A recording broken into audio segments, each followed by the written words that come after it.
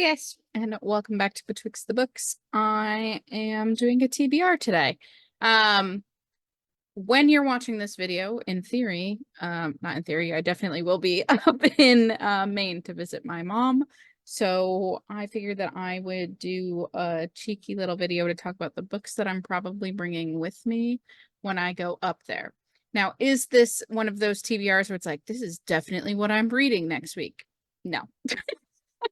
I'm just a mood reader and I don't know what I'm going to be feeling like reading. So I'm grabbing a bunch of things that are calling to me right now, and hopefully at least one of them works. If not, I did also download like 4 or 5 arcs onto my Kindle that are coming out in August, and maybe I'll read one of those. I don't know. We shall see. But I figured I would at least talk about some of the stuff that I'm planning to read. And one of them at least is going to be a little bit of a spoilery type thing for a future video, at least for me. The only thing on this list that I'm pretty sure I'm definitely going to be reading is Gideon the Ninth. The reason for that is I think I'm going to be listening to the audiobook on the drive up there. I'm going to force my husband to listen to this with me. He reads mostly fantasy. Obviously, this one is sci-fi, fantasy blended. I think that he would really enjoy this. I know that I would really enjoy it. And I was recently talking with Emily, if you have watched our reading roundtables, Taylor's partner, about how she was enjoying listening to this. So I might try the audiobook of this one on the drive up, even though I have the pretty hardcover version with the sprayed edges from when this book first came out. I don't think I'm actually going to be bringing the physical copy up there. I'm just going to be listening to the audiobook, but I figured that I would add it to the list because it is most likely the only thing on this list that is definitely going to be read next week. Another thing I'm definitely going to be reading, but I don't think I'm going to be finishing, is the book that I'm picking for our next reading roundtable. If you didn't see our last reading roundtable, we announced that the next reading roundtable is a social justice nonfiction book, which is one of Gretchen and I's buddy reading challenge themes, and we're forcing some of our friends to also read some nonfiction. My old spoiler alert, it already has my pens and highlighters on because nonfiction I tend to highlight in tab, but The Rediscovery of America by Ned Blackhawk was the choice that I had. It is huge, and again, I don't think I'm going to be finishing this.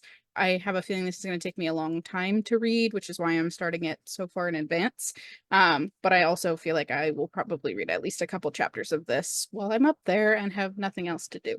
Anything else on this list are all just things that have vibes that I'm feeling like I want to pick up somewhat sooner rather than later. Am I actually going to read any of them? Who knows? But they're the ones that I'm bringing with me, so let's see. The first choice I have is Green Frog by Gina Chung, which is a short story collection. I was looking at all of the books that I had picked on this list so far, and this is actually the one that I picked the most recently. I didn't have anything that was literary, and I didn't have any short stories. And I was like, maybe I don't want to read like a big long novel. Maybe I want to try something a little bit more bite-sized, something I can read in shorter bursts. This is one that I picked up recently. I feel like this has vibes of something that LeVar Burton would pick for his podcast. Which every time I listen to a LeVar Burton Reads episode, I'm always like super in love with the books that he picks. And for whatever reason, this is giving me vibes of something that he would pick, even though I don't know if he has. But a little bit speculative, a little bit magical realism, something that's definitely right up my alley when it comes to literary fiction. I think the only new release on this list is I Was a Teenage Slasher by Stephen Graham Jones, which I have like a fancy signed edition from. It was one of my last purchases with my discount from Barnes & Noble. If you didn't see my life update last week, hi. I quit my job at Barnes & Noble. One of the last things that I picked up was this one. Gotta love a slasher book. You know how much I loved Final Girl Support Group last year, 2 years ago. When did I even read that now? Oh my god. But big fan of slasher horror.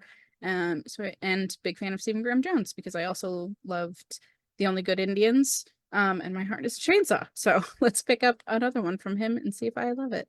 This one I have mentioned before on the channel, The Woods All Black by Lee Mandello. I was going to read this for a different reading roundtable, I think, that we had done, and I didn't get a chance to get to it. It's tiny, it's a novella, it's got trans rep in it.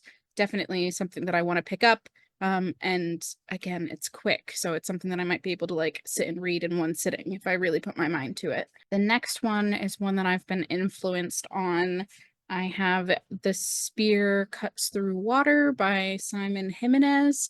I believe that I saw Mari Ness talking about this one, and most of the time I trust Mari Ness's opinion on books, and when she really loves a book, I need to go and grab a copy of it because I'm also probably going to really love it.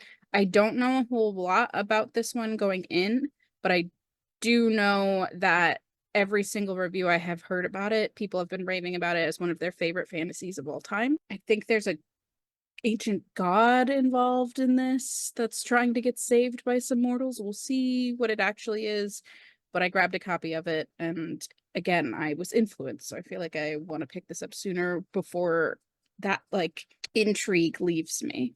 And then just to be different, because all of those were very speculative, I have Truly Madly Deeply by Alexandria Belfleur, I think.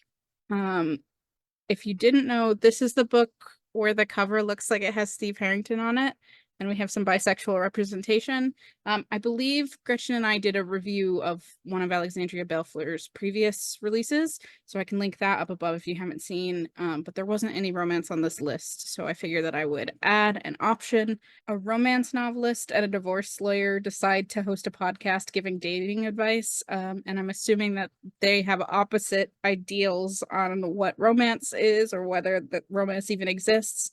And I'm assuming that opposite attracts type thing is what gets them together. But one super sweet romance for me to read, a bunch of speculative stuff, because that's usually where my brain goes when I go to pick things, and then one literary choice, a nonfiction book to pick away at.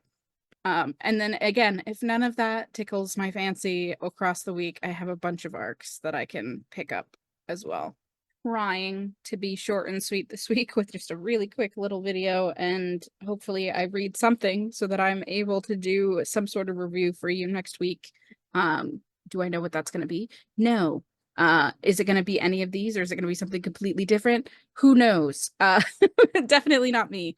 I am definitely a mood reader, so even all of these might not be what I end up picking up. I might grab an audiobook or something from the library. I might borrow something from my mom. Who knows? Definitely not. Do you come here for consistency? I hope not, because that's not what we have. But I hope that you guys are all having a good time, and I will see you again next week. Bye.